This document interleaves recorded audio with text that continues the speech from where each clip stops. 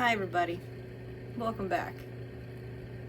Wait a second, something's not right here. Hold on. That's better. We're doing science stuff today. So, I always try to do stuff as cheap as possible. I'm a broke artist. I didn't sign into art school to be rich. I don't know, it'd be cool, but it's not why I do it. So I try to work with materials that I have around the house, stuff that might be from one craft that will work for another craft that I can join together and not have to go out and purchase stuff.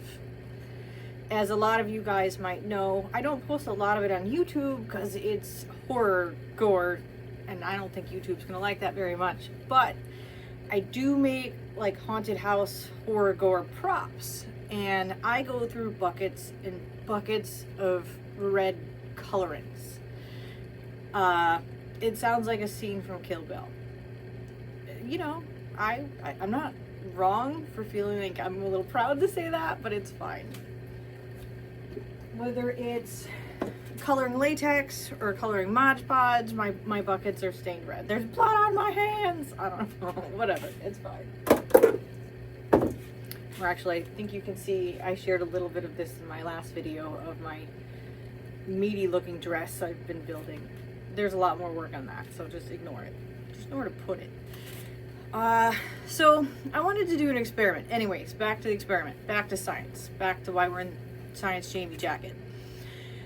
I wanted to test out of the stuff that I had what I could put into my clear liquid latex for a specific purpose.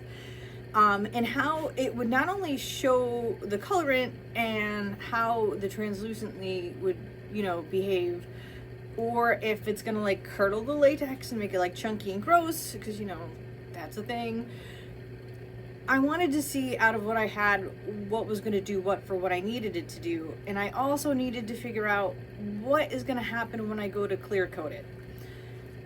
I have done stuff before where I've put stuff into latex and the latex kind of like rejects it a little bit. It pushes it out, which in some cases is fine. Like if you're putting it maybe on your face or you're putting on something that's just going to sit outside for a little bit. But if you have to clear coat something and it's going to tint whatever red, or another coat of paint and it's going to turn it red, it's really obnoxious. So I sat there and I was like, what can I do to like figure out what's the best option? So last night, what we did was we took regular red acrylic paint. We took glitter Martha Stewart paint. My daughter didn't know who Martha Stewart was. I said she was Snoop Dogg's friend. I might have mentioned the other parts. It's just funny that she didn't know who it was. I thought everyone knew who Martha Stewart was. Oh, I'm old. That means I'm old. So we took her glitter paint. So what it looks like, it's tinted red and it shines. Actually, I have something with it painted on it. I can show you what it looks like dry, normally painted. Hold on, let me pause it. I'll be right back. Okay, so if you look at the shiny dress on Jessica Rabbit's back side here, you can see how it shines, but it's also got color to it. So that's what I put in there, and then also like just a basic red acrylic paint. My little custom skateboard. I've been meaning to hang it up, but I don't have any empty wall space at all. I have one wall over there that's empty and it's like a weird cement and you need a special drill, and I don't have that drill. So I don't know what to do with this thing. But anyways, back to the experiment. So we got plain red acrylic paint, Martha Stewart glitter paint, and then I took plain red food coloring, like in those little clear tubes that you would put in cupcakes. Mine's probably expired. I'm not a baker. I'm a terrible baker. I make the worst brownies that you've ever seen every single time. They're not edible. I don't know what's wrong with me. I'm good at a lot of things, not baking. So I use food coloring for other stuff. And then I took 3 other different things. So if you watch enough of my videos, you'll see I put a lot of alcohol inks, like the kind that you put in epoxy resin. A red one that's like empty. Into my clear latex. You see video of my alien eggs. I do that a lot. And it's nice because it's kind of see-through and translucent, so you can like mix it and make it multicolors. So for blood, you can have lots of depth in it. I also took something I didn't know what was gonna happen. It was actually tattoo ink. This I saw on Amazon. I don't know crap about tattoo ink. I know I'm covered in tattoos, but I don't know what's in it. I looked it up. It said plant-based. I don't know. I don't, especially with the one I bought, I don't know anything about it. I know I had allergic reaction to red tattoo ink on my leg. I got a Carrie tattoo and it was real gross. The blood got all gross. So I have my qualms with red tattoo ink anyways, but I wanted to see what that was going to do. I wanted to see if it was going to get pushed out and rejected, and if you put a coat of paint or like Mod Podge, if it was going to like bleed out into it. So we're going to see. And was that everything? Oh, one more thing I tried. It was just a mica powder, which I've done like neon fluorescent ones. So if you see my alien eggs, I put the powdery stuff in there so it'll glow with the black light. It's fluorescent. Pretty cool. I like it. It's a cool effect. So I took like shiny mica and I tried it with that. I just wanted to see how shiny and it kept. And it actually has kind of a cool result. I've seen a little bit already. They're not fully dry, so I'm waiting for that to happen to show the translucency, and then I'm going to show what some Mod Podge does chemically on top of it. So if you're putting a finish on your latex item, we're going to see what it's going to do. We're going to find out together. I hope it comes out cool. I'm pretty excited about it. I'm such a nerd. I've been waiting for this to dry. It was rainy. I know I could have put like hair dryer on it or whatever, but usually I leave the things sitting overnight anyways, so I wanted to keep all the variables the same. I didn't mix any glue into the latex. I didn't mix any powders into the latex. When I do peel them off, I will powder them and we'll hold them up and see the translucency like I said, and then we're gonna see what the finishes do, and I'm pretty excited about it. I want to see if we've been doing it wrong, like maybe there's something better. I know typically people use just straight up paint. I don't like it because I feel like it looks so flat, and that's part of the reason why I like using the alcohol ink. And I know that it's more expensive, I'm sure, and it might be doing funky stuff and break the latex down quicker, someone might think. I haven't had any issues. Like I've said, this thing right here is 6 years old. It's still hanging up by pins. It's still durable and fine to go. So I think it just depends on the latex and how you take care of it too, and what your uses are. But I don't know. In a couple of hours, we'll get to the next step and we'll see how it goes. Thanks. Okay, so hopping into last night, this is a liquid latex that I am using for the experiment. My plain red craft paint, my fancy glitter paint from Martha Stewart, what's left of my food coloring, probably expired, my shiny mica powder I bought to put in soap, red alcohol ink, I use it all the time, and whatever this tattoo ink that looks like some sort of hot sauce. So I missed pouring here. I kept that in just so you guys know, things happen, messes happen. And it's just a little bit that I'm pouring. You want a thin layer so it'll dry, because if not, it'll take forever to dry depending what you pour it into. Trust me, I've had stuff that takes days to dry. And this is the amount of everything that I put in. I did this real time so you can see how many drops if you're interested. I didn't count. I always kind of eyeball it.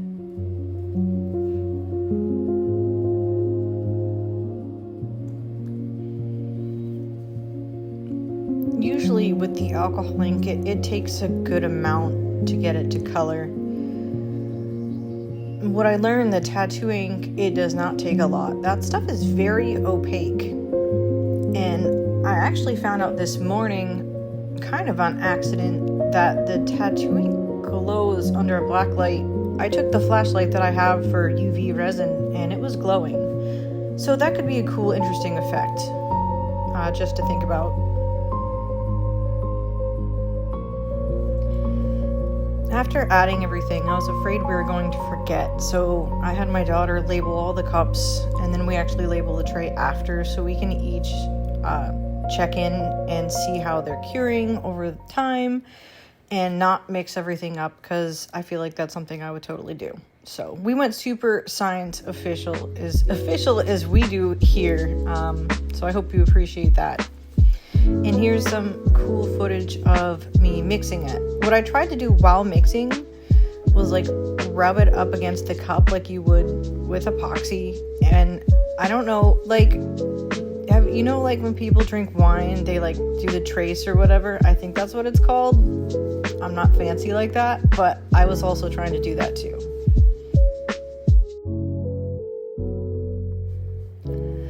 I noticed pretty much immediately the tattoo ink was behaving very similar to the food coloring mixed in the latex. It's really, really thick, but it's also kind of like almost like milky and frothy. It's very weird, and it's different than all the other textures. Also, I know for sure the food coloring, if you touch it, it will stain your hands. I don't remember if the tattoo ink did or not.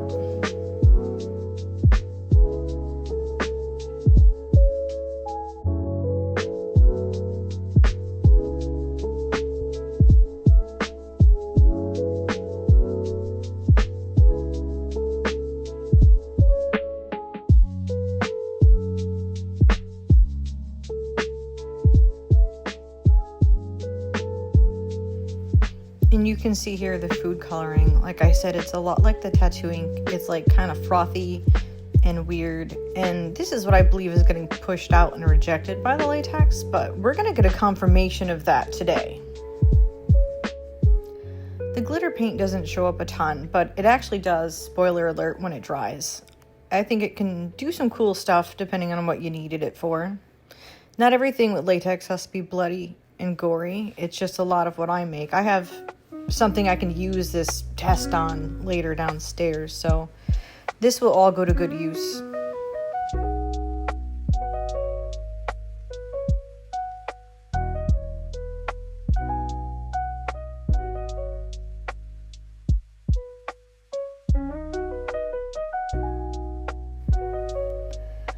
I went back and forth about after I poured these, leaving them in the drips, because actually I was like, that would be super cool. And it would be cool to use for a project, but I actually need it to cover more like flat space and behave like a fabric. Sorry if that's TMI, I guess.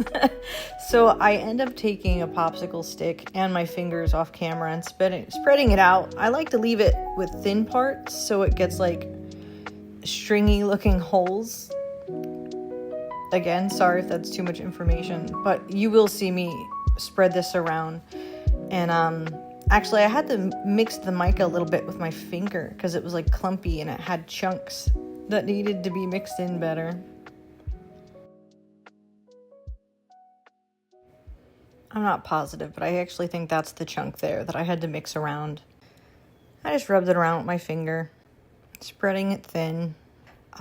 This is all just pretty much close-ups of once it started to dry, and you can kind of see like where it's getting thinner and getting darker. This is the tattoo ink around the edges. It's pretty dark. This is the alcohol ink. You look, it's chunky. There's chunky stuff in there. I thought it was very neat to see just straight up like that. And this is the mica. So I was worried that this was gonna look like crap at first, but it actually kind of came out cool in the end.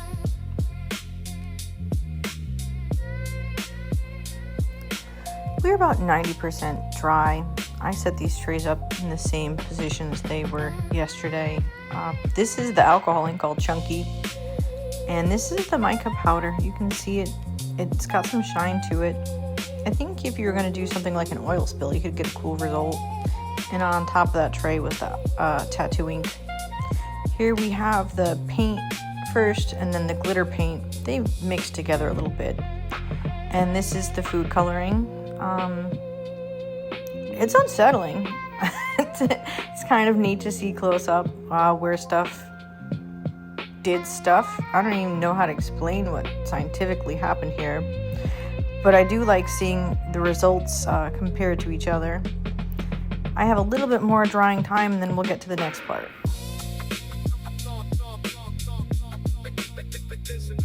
Okay, so here we go. We finally dried everything. I will say this actually might even be finally just dried. The two paint layers that joined a little bit, they took forever to dry. So that's something to take away. This here is just the red paint. Here is our glitter paint. You can't really see it on camera as much as you can in person. A little bit. There we go. And this is the food coloring. It's definitely a vibe. We have also here, this is our mica. So it's pretty shiny. I think you could do like a cool slime layer or something on something. I don't know what that something is yet. Or like an oil spill somehow. I don't know. I think there's definitely possibilities. It doesn't really look like blood, but I picked a weird color. It's called red brown. This is our alcohol ink. Now I use this all the time for really gross, gory stuff. And you can see here, like it did some gross stuff. It's not super solid though. One thing that I don't mention normally when I use it is a lot of the times if it's not too dyed and it's kind of hard to tell when it's enough, I'll paint the opposite side with a paint. So this will be over the paint to give it more than one color and dimension. But that's kind of cool. And this is the tattoo ink. And I'm really curious to see if this is going to bleed through when I do the Mod Podge. The whole bottle of that stuff is only like $5. Still more expensive probably than paint is, but it's a little bit more see-through. So you get, you know, the depth of color. And it did a little bit of chunky stuff. But I think that just was from when I did put the blow dry on them for like a minute. And I think stuff was kind of like set and it kind of gooed it around. And then it hardened like that. So what I'm going to do is powder these. I use baby powder, both sides, and we'll take a look at the stuff in some better light, and then we will do a Mod Podge layer and we'll see what happens. So this is interesting. I was wiping off some of the powder because I for sure over powdered it. This is barely damped. It's what I use to dry my wet hands. That's not coming off, but I will say this is the glitter paint. And you can see that's transferring there. And I did it before and it let out a lot. So I don't know why that paint is coming out, but it is, meaning it's somewhat being rejected, I think. I'll let you know if I find any more. Oh yeah, so this is the food coloring one, and you think that it would be combined in there, but for sure this is a major culprit. I wonder if before it wasn't even this, if I got some of that on there. But the food coloring is bleeding like crazy. So if you clear coated this, even though if you might like that texture and look, you're gonna have a bad time. So I did the same thing with the clean cloth to the tattoo ink, the alcohol ink, and the mica, and none of them bled. So I'm just gonna sit on the floor by the window and hold them up to the light one by one so you can see them. This is the one with just the basic paint. It's all kind of one tone. I did do this kind of cool stuff in the middle.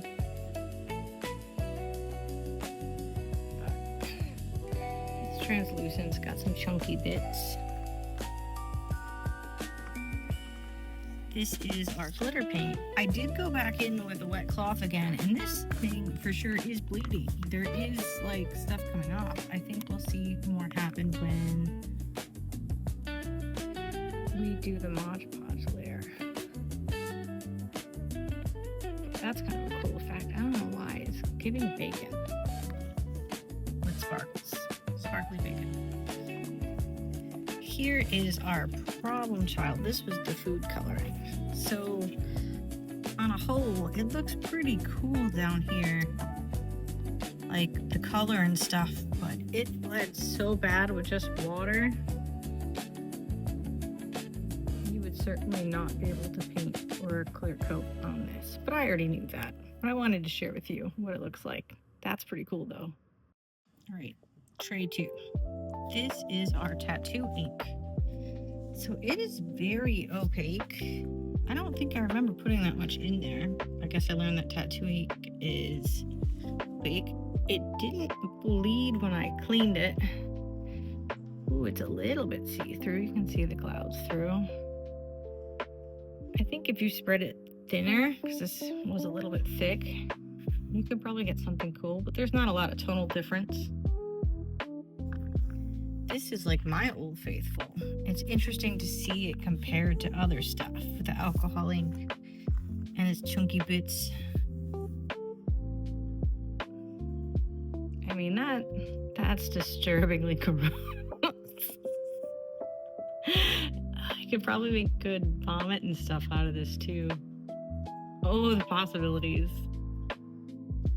And last but not least, we have our mica. I don't know how well it's coming off on camera, how shiny it is, but I almost feel like if you needed to do a metallic coat, because you see on this side that was against the shiny tray, it's really smooth and cool looking.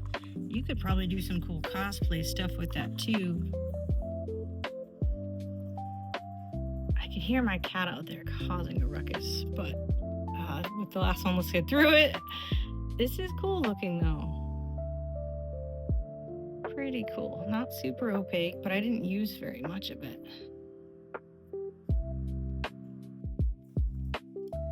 So this is what I refer to as Mod Podge, but I promise you it's not just Mod Podge. It's like a secret recipe I have, and I've only ever shared it with 2 people, and I don't know that I'm ready to share it yet.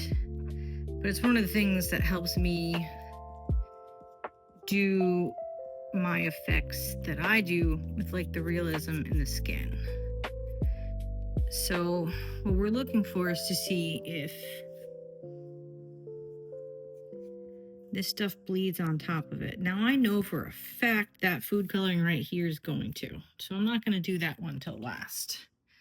I'm really curious to see what this one's going to do for a couple of reasons. One, because I have a whole bottle of this now, and I don't know what to do with it. Well, I guess that's not really a 2 after that. It's just the 1. I want to see what to do with it. So I'm going to sit here, and I'm going to sit here and paint about half of each strip. And if something starts bleeding, I'll pick it up and I'll show you. But this is really like a 2-handed job, and I'm not near my tripod, so we'll be back. Okay, so I'm back here because I wanted to show you what I meant by bleeds like crazy. Like all this has been painted with this color, and then once you brush it a little bit, it all just goes completely pink. The food coloring like never solidified, even though the latex did. And it just turns everything you touch pink. We have skin color, skin color, skin color, skin color, skin color.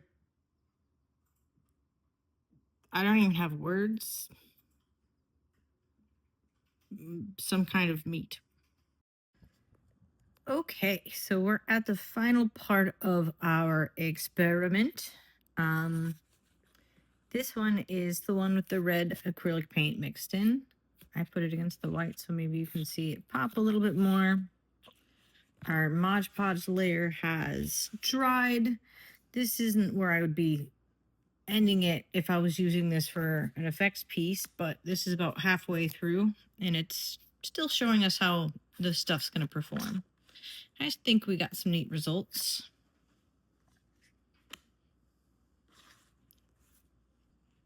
Here is our glitter paint. I know I said that I was only going to paint half of them, and then I realized that I needed them fully paint for what else I'm going to do with them, so I might as well just do it now. You can see the glitter in there. I think you can see it sparkle. There it is. It's pretty. It's pretty sparkly bacon. And it kept the tan color. Now, the tan isn't a solid tan paint. It's like a wash of tan. But you can see here, this is our food coloring.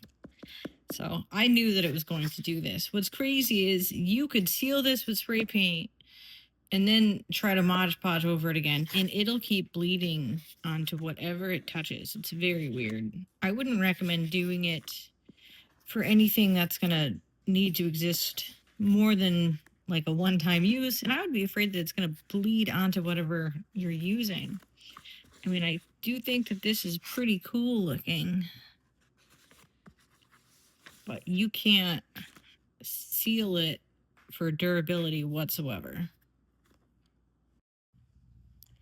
This is our mica powder. It's actually kind of cool. It's giving kind of like leather, or like those weird like things you can buy for your dog that look like an ear. It probably is an ear, but you know. And it's shiny like metal.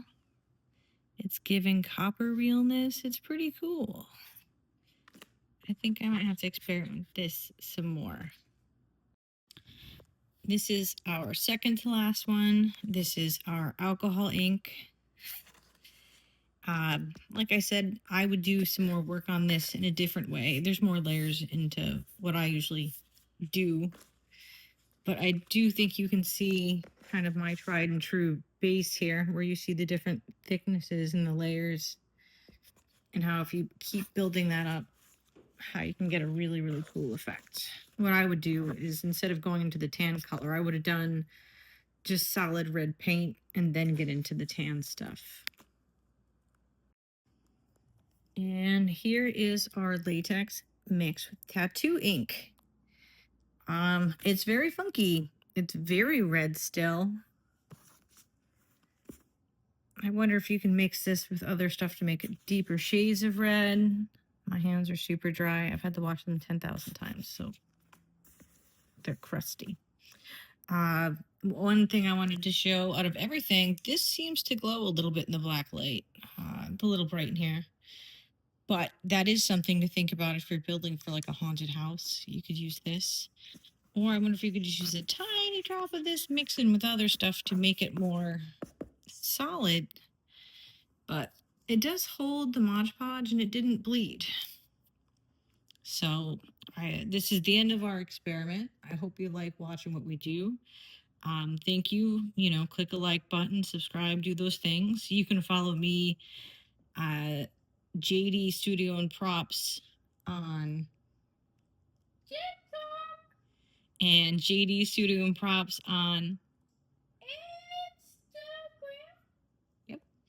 And yeah, sometimes also listed under Art by J Dizzle, but those are all me. So come, subscribe, have fun. We do weird stuff like this.